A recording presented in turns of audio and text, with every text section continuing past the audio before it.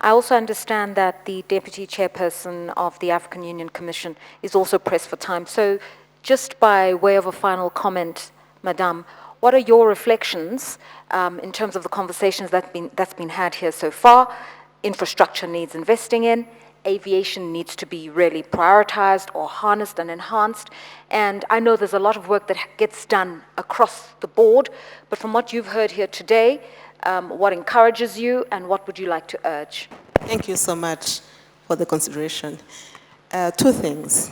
One is the African Union is mostly known for moderating an intergovernmental dialogue around policies. Of course, we have the other voices in the civil society. We have ECOSOC, we have a business forum. But I trust we need to have more engagement and conversation with actually the actual implementers, which is the private sector on the ground. That is at the continental level, at the regional economic communities level, and also in country. I think that's a key, powerful message. A second one is the role of our financiers. Afreximbank, ADB, we heard from our president in Sierra Leone talking about de-risking. We need also to tap our own financial institutions that are involved in risk managing. We need to tap our pension funds. Yes. We need to address that issue of rating and around the financial infrastructure or structure on the continent. I think there is a way of actually harnessing more and having a Pan-African structure that is actually backing these investments we are talking about. And this was one of the powerful messages from the summit we just concluded, that we really needed to position ourselves and be strategic around these issues. And UNECA is going to be a thought leader in that, in making that brokering of policies and implementers on the ground for really solutions that work for Africa. Thank you. Thank you very much. Thank you to you, Your Excellency Monique Nsanzabanganwa, who has been pointing out to us different modalities for financing, and I can assure you we've got another session in a short while where we're going to really look at some of those technical details. I thank you for your time. I'd like to just say, Honorable Mamadou Tangara, the Minister of Foreign Affairs in Gambia, you have to be the most patient man I've met in 2022, and I have to thank you for your grace and for your patience. But in this virtual hybrid world, so many moving parts. So thank you very much for your patience. But I think what I'd like to do now is yield the floor to you. You wanted to tell us a little bit about the story of the Gambia, a country in West Africa. I've been to the Gambia, by the way, I've been to Banjul, and such an incredible coastline, such tourism potential, and you've done all that marketing literally yourselves. I know you've partnered regionally, you've made sure that you use Dakar as an aviation hub, but those tourists just want to come to the Gambia. How did you get it right? And what are some of the best practices and lessons that can be learned by other countries that have this potential for tourism on the African continent? Thank you very much, Madam Moderator. Your Excellency Vera Songwe, Under Secretary General and Executive Secretary of the United Nations Economic Commission for Africa, the President of AfreximBank, the Deputy Chairperson of the African Union Commission. It's a great pleasure to be here to represent my President and the Vice President who would have loved to stay and participate in this very important forum. Talking about the Gambia, for those who do not know the Gambia, I used to describe it like my face. And the mouth, all the rest is Senegal, and the mouth is the Gambia. It's a tiny Anglophone country within a big Francophone country. And for those who do not know, at some point in history, France wanted to exchange Gambia with Gabon. And the British refused. Then later on, they proposed Cote d'Ivoire. They still refuse. Because the Gambia has a strategic position, and they all want to be there. And it's also many people will talk about Kunta Kinte not knowing that he is from the Gambia. I met this famous actor, Chris Tucker, and he said he will tell African Americans that if you don't know your history, go and read or watch the movie about Kunta Kinte, but not knowing that Kunta Kinte is actually from the Gambia. I think one of the potential we have as Gambia is the peace and stability that we enjoy in that country. And we touch wood, we've not been affected by any major conflict. And wherever there are conflicts around the region, we have massive influx of refugees who will come, integrate. Some of them will return back, some will stay. So it's a melting pot. And we enjoy also the cohabitation of Islam and Christianity. The country is 90% or more than that Muslim, and you have a Christian minority. But when it's Christmas, you think that the whole country is Christian. When it's Eid, you think also the whole country is Muslim. I guess we like to party, that's why it's like that. And the Gambia became also very prominent in the international arena with our political impasse in 2017, which we managed with a lot of maturity without any violence or anything. And just recently also we concluded a very successful and peaceful election with a voter turnout of more than 90% and a campaign which was free of any form of violence. And I think these are all recipes for a very good tourism industry. And we don't have much, we don't have more than the other countries, but I think the peace and the stability and the people are also very nice. We have our infrastructure, we still need to develop it, and we hope that Afri-Exim Bank will come at some point to our support. In fact, my ministry is the one pursuing your accreditation to have diplomatic status in the Gambia, and my permanent secretary is here. She's a legal mind, and we are working on that. But I think the main thing that we have in the Gambia is that the people are nice, and there is no secret. You do any kind of study. I met the British Foreign Secretary for Africa and the Commonwealth. He said that he has his friend who came and bought a house in the Gambia because late at night they had a breakdown and they saw people coming. They thought they were going to assault them just because they were there just to help them. And after they wanted to give them something, they refused. And there is no secret. I think it's only the fact that we have peace and stability. And that's why that's the sine qua non condition for development. Right. And another thing also, we want investors to come, private sector, but the private sector cannot come when they are not sure about the stability of the country.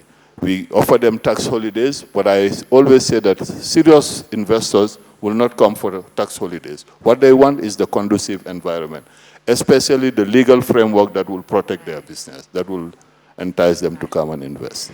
There's just one thing before I defer to other members of the panel. I mentioned earlier on that when you're coming to the Gambia, most probably you'll fly through Senegal, and then of course you referenced your face as being surrounded by Senegal. Can you talk to us about partnerships, why partnerships matter?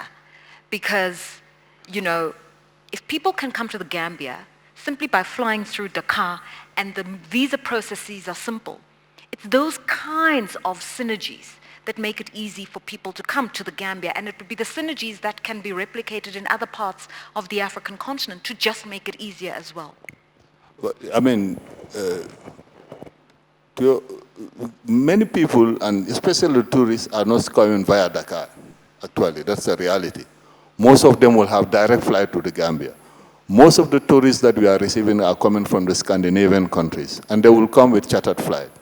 And just recently, we are also receiving many tourists from Russia, from the Eastern Bloc, but mainly the tourists are from the Scandinavian countries. And at some point in the Gambia, you even have radio program in Swedish. And from Britain also we have. And with the story of Kunta Kinte also, at some point we had a lot of African Americans coming, and we used to organize the Roots Homecoming Festival, and they will not necessarily go through Dakar. We need a private jet, is what you're saying. Thank you very much, Honorable Minister Mamadou Tangara. Thank you for sharing the story of the Gambia with us. Just opportunities that exist for tourism and just making it easy to fly around the continent.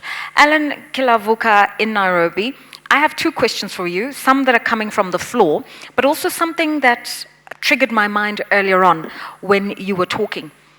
If you heard the speech of Dr. Vera Sangwe earlier on, she said, let's just get people moving through the African continent. We shouldn't be so obsessed with ideas of national carriers, especially if governments as shareholders can't really maintain the national carrier and bear those risks. There are different ways in which aircraft can be owned, leased, and utilized. Just tell us about not necessarily the experience of KQ, because obviously you've partnered with other international aviation providers, but just what are interesting ownership and equity models that people can look into in order just to grow the sector in general? Director, you said two questions. That's one. So let me tackle that one. So when it comes to partnering, consolidation, and models, business models, there are quite a wide range of them. And it's quite the simplest form of which is just interlining, which is just to agree to share a route with another airline, all the way to mergers, where you actually bring airlines together. And the reason why that's important to mention is because depending on the model, then you become more attractive to private equity. I believe the more viable an airline is, the more attractive you are to private equity. Okay. Now, the truth of the matter is that once you engage private equity, it does introduce an element of efficiency within the airline. So it's more important for African aviation to do that. And now, for us to be viable, and I'll go back to my earlier point, for us to be viable, we have to reduce the overall unit cost of operating. So the model that I would definitely therefore say is, how do you increase your scale? You can do it, first of all, by just increasing your capital and inviting people to specific airlines and say, bring capital, $1 billion, invest so that you can buy more aircraft and open up new routes. That's organic growth. That's a more difficult proposition to have, especially at this time. The easier way of doing it is inorganically. So look at airlines where there is synergies between the two of you, then you collaborate and cooperate, either through codeshare, which is a simpler form of it, or actually equity partnership at a level, either at a holding level or different with the airline. So by doing that, therefore, you increase your scale very quickly and reduce your unit cost overall. Once you reduce your overall costs, you become more attractive to additional capital. You become cheaper, and therefore you can increase your market share. You can support what we're trying to support here, which is Africa travel and of both goods and people. And so it's going to be a symbiotic relationship. You grow because of the model that you're using. More people use you, and you reduce your cost because you're becoming bigger. The problem we have is that the viability of most of the airlines in Africa, they are not huge enough. The scale is very small, and therefore the unit cost is very high, and that is transferred typically to the users. That also doesn't help that we have a particularly higher cost regime from a tax perspective, which also needs the intervention from the states. There is a question that's coming through for you here, and the question basically reads, let's take intra-African travel of Africans more seriously. So it's not even just trade, but it's Africans traveling from one country to the next, from Ethiopia to the Gambia, to Angola, to Botswana. because Africans do have money to spend as tourists. From your vantage point, what are you seeing by way of African tourism within Africa? Yeah. So very, very poor. African tourism, inter-Africa travel is way below potential. And let me give you one example. So obviously, you know that we are within, Kenya is within the East African community. And within the East African community, supposed to be a free trade area, as it were. But when it comes to air transport, it's not. So the tax that I pay, the passenger service charge that I pay to travel from here to any of the East African countries is the same as the one that I would pay to fly to Europe or the US, which is a big shame. And what does that do? It increases the cost of the air ticket by 30% and discourages the flights, people using air travel from these countries. And instead, what they will do, although they have money, they would prefer to use road transport because rail is non-existent. So it increases the time of travel. And obviously, if they have perishable, for example, they will perish along the way. So I think, if you really think about that, there's a lot of potential for African countries to work together by completely eliminating some of these very unnecessary costs and domesticating air travel as much as possible. We've been talking about the SATAM for a very long time. But how about if we start by, implementing it in bits and pieces using the regional economic blocks and then spread it out? Maybe that would be an easier proposition as opposed to trying to, let's say, have the whole elephant, which is proving to be quite difficult. Thank you so much for taking the time to be with us today. I will release you at this juncture, Mr. Alan Kilavuka, the Chief Executive Officer of Kenyan Airways. The remaining questions that are coming through from the conference site are questions that are directed at you, Professor Orama from AfrExim Bank, and perhaps you can share your reflections as well, Honorable Foreign Minister of the Gambia. The question reads, sir, earlier on, Dr. Vera's introduction talked about the need for more than 2 million trucks. What are African countries doing to build roads to support their vehicles? Now, I know that you said that for you at the moment, a priority area is to support aviation and airport infrastructure and the procurement of aircraft. But road is still king, whether we like it or not. Goods are moving across the continent via road, and you need to fix the infrastructure, you need to fix, and you need to make sure that roadworthy trucks are on those roads. We need to build roads. We need to build railways. We need to have the shipping lines. You have to use the maritime ways to also carry goods and people. What I said was, how do you stage them? Investment in those will take time to yield the results you are looking for. Whereas there are things to do today, and that's why I said the aviation provides you that. However, we need to do the other things. And for AfrExim Bank, infrastructure is not our forte, but we are trying to contribute as much as possible. Let me tell you one of the biggest problems we have in not having enough roads and railways. If you look at our roads and railways as we have them, you have only a few that are done to connect the countries. They are done if you are countries that have the coastlines. They go from the hinterland to the upcountry to the coast. They do not go across to the countries that you have your east or west, depending on, or north or south, depending on where you are in the map of Africa.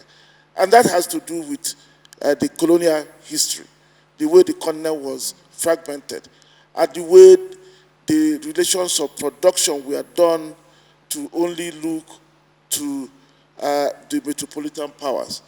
So what we need to do now is to change it. But we know from the studies done by different agencies that it will cost about $100 billion per year for 10 years. That's about $1 trillion to build some of those, of course, entire infrastructure, but largely the roads and railways. If you look at the combined annual budget of all the African countries, you will find that what I'm talking about, the cost to do infrastructure will be somewhere about 40% or so of the combined annual budget. What it means then is that you need the private money to go into this. But private money cannot go into this unless it's bankable. So what you need to then make sure that people see that markets exist. People do not know that things, that people can do business across borders. So you have to do trade information, you have to promote that information all across the continent so that people can see businesses. And when those businesses are seen, you will then see private money also going to support public money. And we begin to now build out the roads and the railways. But the specific things we are doing in terms of what do we need to do today? Take the rail.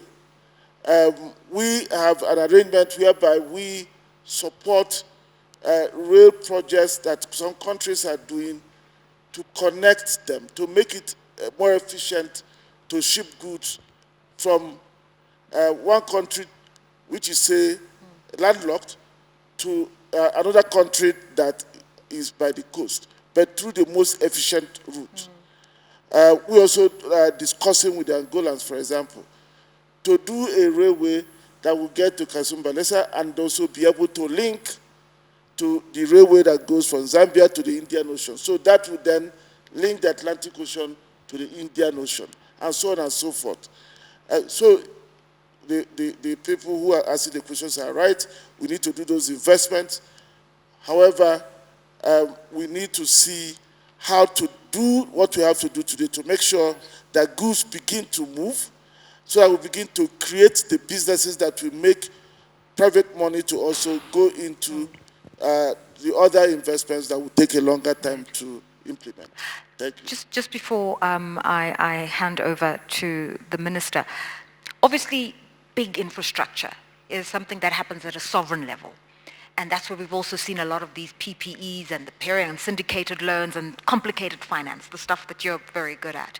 But at a business-to-business level, if somebody is running a medium-sized enterprise, a logistics company, a trucking business, and just wants to know what is a bankable project where they can get a loan from the bank and they can use some of the trade facilitation support that comes through from an AfCFTA bank, what would you consider to be the kind of business that can really unlock good potential at a B2B level that would interest you? Oh, well, that is normal thing we do every day. We finance people who do trucks, logistics, overall logistics, not only the trucking, but also the warehouses that are needed, are required as we move goods across borders. We have just started piloting the Pan-African Collaborative Transit Guarantee Scheme for the continent, piloting it in the commercial region. You know, today, if you want to move across borders by road, you carry goods. Each time you have to post a transit bond. So if you cross 4 countries, 4 borders, you post those bonds as you go. Sometimes they are cash collateralized. Very inefficient. So what we've done now is work with the African Union to develop a collaborative transit guarantee scheme, which will be one guarantee scheme that once you take it, you can then cross all those borders. You don't need to wait. You don't need to stay. So that is also making it easier and better and more efficient for people who are doing trucking business to do them profitably. So those are facilitative. But financing the trucks, the fleet of trucks, warehouses, we do them every day. Another thing we've just started doing You know, there are a number of companies that are doing, using e-logistics. One of them is called Kobo 360, which has about 500 trucks that operate all across the continent. Our fund, the Fund for Export Development in Africa, has invested in it. It has also started working with them to see how they will integrate with another entity that does the same thing in North Africa, so that together we will have one e-logistic company that is able to do the trucking using technology literally all over the continent. That e-logistics platform is going to be connected into the platform we are building under the Africa Trade Gateway, and then also then open it to the Pan-African payment and settlement system, so that insurance can be bought using the payment system, so that people can pay for the service without having to look for foreign currency to do so. So all of these are things we are doing to make businesses in trucking across borders more profitable, more bankable. And we believe that with time, over time, we'll begin to see the results in terms of the volumes of cargo that are carried by these trucks. This is just so encouraging what you're saying. And if I just was to sum it up, I just think you are really putting your money where your mouth is. Thank you very much. Okay, and a final comment, please, from the Honorable Mamadou Tangara. We heard His Excellency, the President of Sierra Leone, speaking earlier on about much more work that's needed at a regional integration level in West Africa. I think he even used the word, it's almost non-existent in terms of the potential that can be maximized for seamless trade in the ECOWAS region and, you know, working with other regional blocs as well. From your perspective, what are the kinds of things that leaders could be doing in your region to support local businesses in the Gambia, to support the tourism economy in the Gambia, and make sure that you're all really singing from the same hymn sheet, holding hands, so that you all win, so that the region wins as a whole? See, I sincerely believe that if we want to move and leapfrog, we have first and foremost occupy the driver's seat. That's a fundamental thing. And if we are confined in this blind nationalism, even the Africa free trade area that we are talking about will just be wishful dreams. We've signed all these agreements, but when it comes to the movement of goods and people, we face huge challenges because of the road network and some of our national policies. The Gambia at some point was also basing its economy on re-export trade. And we know all the challenges that our people used to encounter because of the bad road network. And some of them were deliberate. For example, I will take the example of the Senegambia Bridge. We've been talking about that for many years. It's only under the leadership of President Adama Barrow and Macky Sall that we were able to translate it into concrete reality. And we've seen the economic benefit of that bridge. People are moving smoothly, and if you go on both sides, roads infrastructures are being improved. Not the second category kinds of road, feeder roads that they will come and build for us and leave, but they are just for some time. And that brings to my mind thinking of Gandhi when he was building road, and people were saying, well, you're building a lot of roads. He said, let's build the roads, and the roads will connect us. And I think in Africa, what we need today is practical intelligence. Know where our priorities are and not allow others to do the programming for us. I was at some point working for the European Union. And I know that for the programming exercise of the National Indicative Program and the RIP, the Regional Indicative Program, we rely on technical experts from Europe to come and do the programming for us. And they will set the priorities for us. Yeah. And during one of our information seminar where we invited all the stakeholders to avoid duplication of action, one old man who took the floor and said that, I'm happy to be invited here. And he said in our language, "Lumu saf kuko mocha ko ham." When you translate it, it will be like the proof of the pudding is in the eating. He said, you come with your project. You go with your project, but our problems are still the same. That to say that the bottom-up approach that you are talking is not being implemented, it's top-down. And then once you do that, there is no sense of ownership also. But I think the fundamental question is for our leaders to understand that our destinies are inextricably linked. I cannot understand when you have border closures between some of our countries and we are still talking about free movement of people and goods. And these are political decisions that has to be taken at the highest level in the supreme interest of the people of the sub-region and the region in general. You've been very candid and we really appreciate that. But you do come from a truly beautiful country and hopefully we'll all be able to visit soon because AfCFTA will have funded the airline that gets us there. So gentlemen, I'll leave you to converse privately as you've requested, and I want to just thank you very much for taking the time to be with us as we begin very important discussions at this 5th African Business Forum brought to you by the UNECA. Thank you very much, Honorable Mamadou Tangara, the Minister of Foreign Affairs from the Gambia, and thanks to you, Professor Benedict Orama, the President of AfCFTA.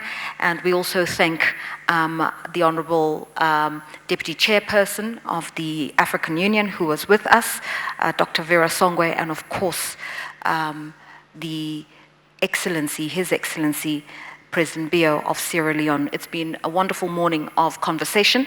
We are going to continue talking, let me assure you, in the room and those virtually. I know that some of you sent your questions. They're quite technical.